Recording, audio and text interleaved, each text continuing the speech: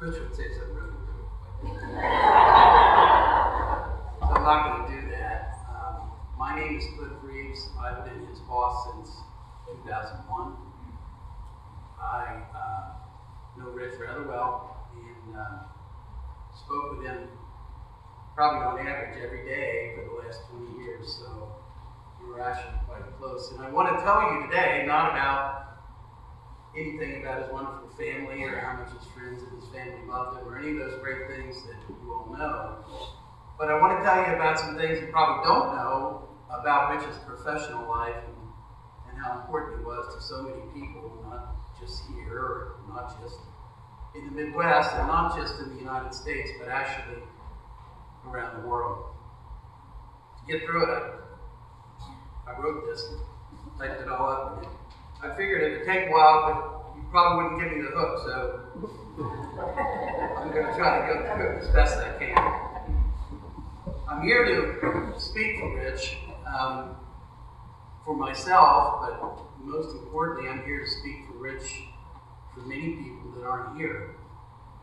And I'm here to speak with him because they valued him, and they treasured him, and they loved him, and they weren't able to be here. And when I say people, I mean people around the world. I mean people that I could name, like Belinda and Ronnie and Todd and Donna and Steve and Mike and Bill and Chip and Dave and Tim and Sergio and Marco and Phil and Guiki-san, Murakami-san, and Hayashi-san, and Yamashita-san, and Kita-san, and Roddy and Jose, and Teresa and Lauren, many more that I forgot. Brian's probably videoing this, and that's going to cost me some pain later on. These people on 3 continents, they're in cities all around the country and around the world. I've had to field emails from Okayama, Japan, from Tokyo,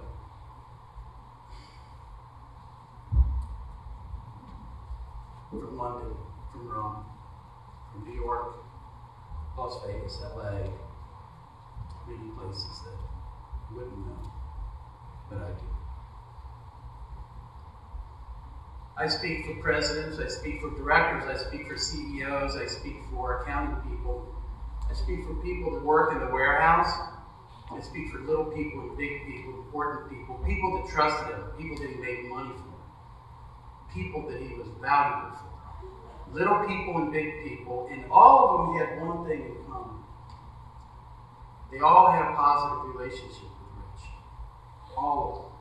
He made a difference in their life.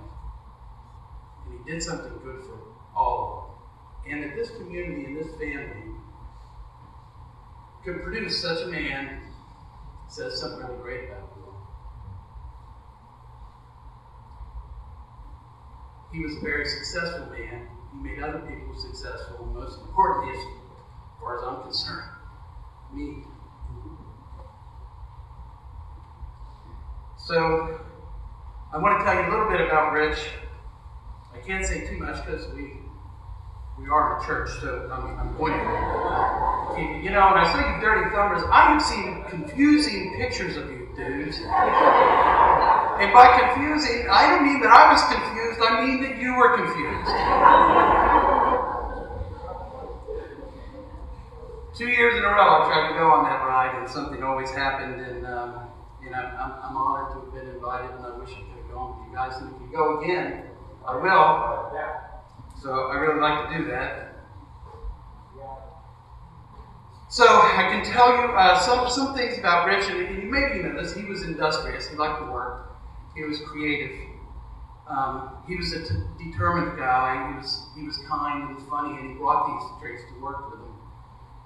And he brought him to places. I mean, we had a list of bars that we loved to go to, and some of them were in Tokyo, and some of them were in Nashville, and some of them were in New York. He was a wonderful guy. And you know, he worked for me, but not really. I mean, he didn't really work for me. I mean, he did his own thing. He made me laugh 100 times, 1,000 times. He laughed at every stupid thing I did, and usually I didn't mean to do them. They just just happened. I never got mad at him even once, and every time he giggled, it just killed me. I mean, just like, oh my God, Jesus, not again. You know.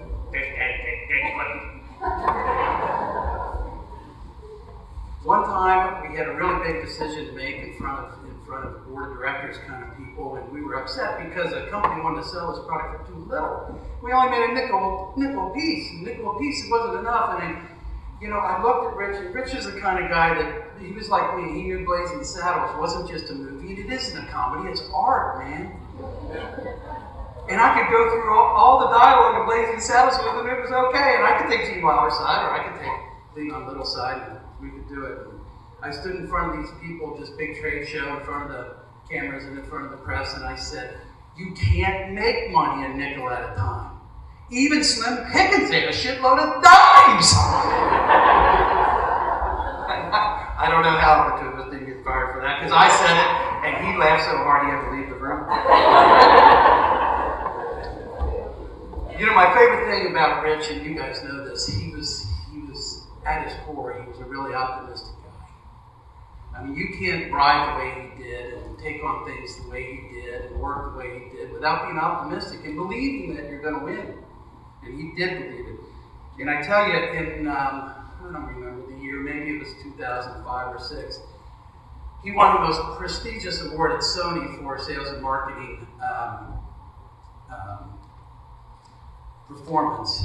And it's called the Sony Samurai Award. And we did it at a national sales meeting. There were thousands of people there. They called his name. I was so proud of him.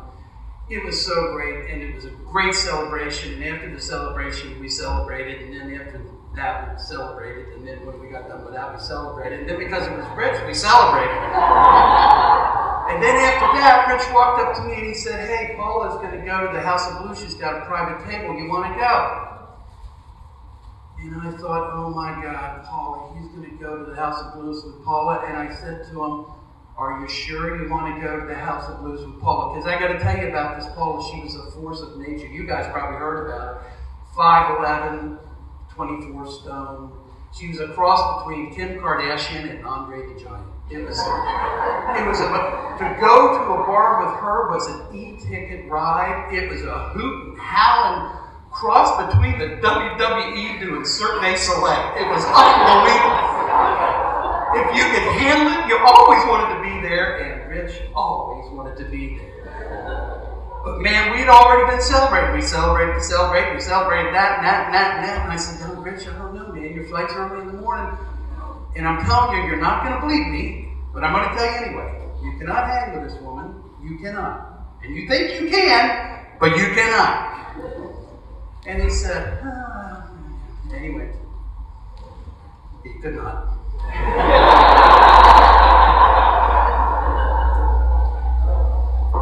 The next time we saw Rich, it was Brian that saw him in the airport. He was sleeping at the gate.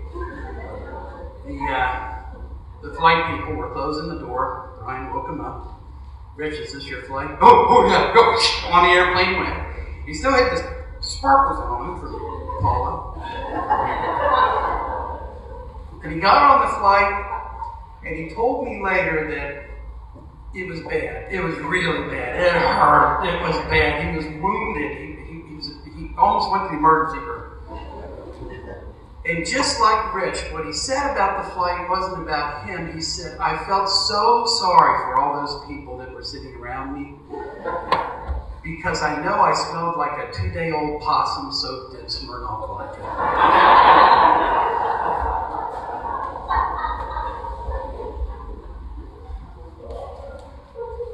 I think it was one of the funniest things Rich ever said, and he said about her, I know that her scale measures in stone and not pounds. I know it. She was something. I knew if I looked at her legs, if I had her legs, I would right now be on an NFL pension. And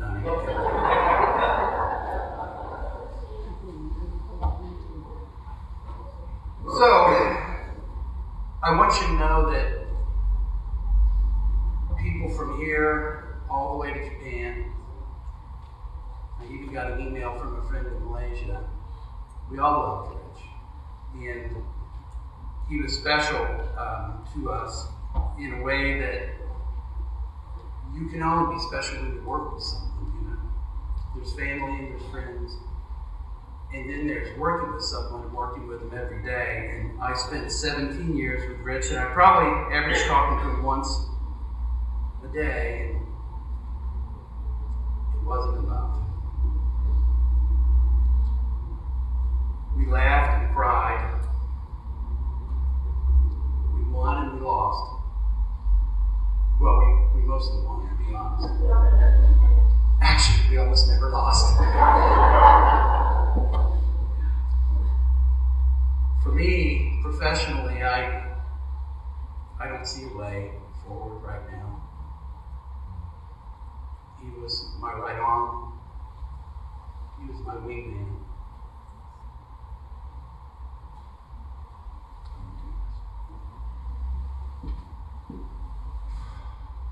He was my little brother.